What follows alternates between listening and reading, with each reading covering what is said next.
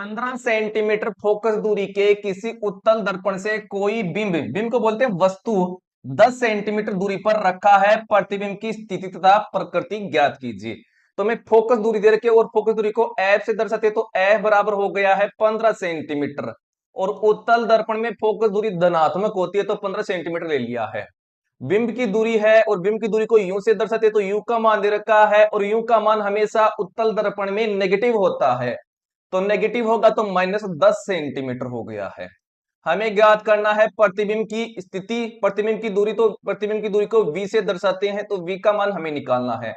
इस प्रकार से होता है आपका क्या, उत्तल दर्पण जिसके अंदर 10वीं सतह पॉलिश की होती है, और इस दर्पण में, उत्तल दर्पण में इसके पीछे की तरफ क्या होता है, मुख्य फोकस होता है, और पीछे क्या होता है, वक्रता केंद्र होता है, और इसका ये क्या हो गया है, पोल हो गया है, अर्थात ध्रुव हो गया है।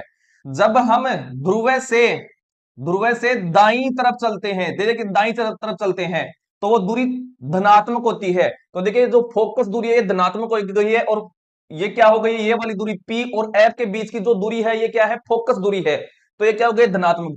जब हम पोल से विपरीत आते हैं, मतलब बाईं तरफ आते हैं, वो दूरी क्या होती है, नेगेटिव होती है। और हमेशा वस्तु को, बिंब को किस तरफ रखते हैं, बाईं तरफ, इसलिए ये दूरी जो है यूं, ये माइनस की हो गई है। ठीक है, ये बात समझ में आ गई होगी। अब हम दर्पण फॉर्मूला लगा लेंगे, तो 1/f बराबर 1/v प्लस 1/u। एक f का मान कितना है, 15, तो 15 बराबर 1/v। अब देखिए u का मान कितना है, माइनस है, तो यहां पर माइनस लगा दूं, प्लस की प्लस जाएगा, माइनस आ जाएगा, तो 1/10। तो 1/v बराबर 1/15। ये 1/10 इस तरफ जाएगा तो प्लस का हो जाएगा, तो 1/10 हो गया है।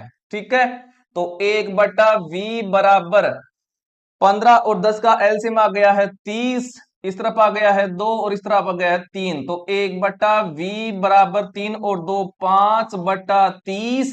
5 का भाग कितनी बार गया, 6 बार। अब v को ऊपर ले चलूं तो v ऊपर आ गया है, ऐसे ही ये 6 ऊपर चला जाएगा, तो v का मान कितना आ गया है, 6 सेंटीमीटर आ गया है।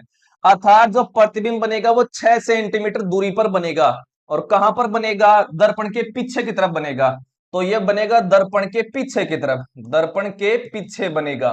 और उत्तल दर्पण में सभी जो प्रतिबिंब होते हैं वो कैसे होते हैं, आभासी होते हैं, तो आभासी होगा। और जो प्रतिबिंब आभासी होता है वो कैसा होता है, सीधा होता है। ये लीजिए सीधा बन गया है। ठीक है, इस प्रकार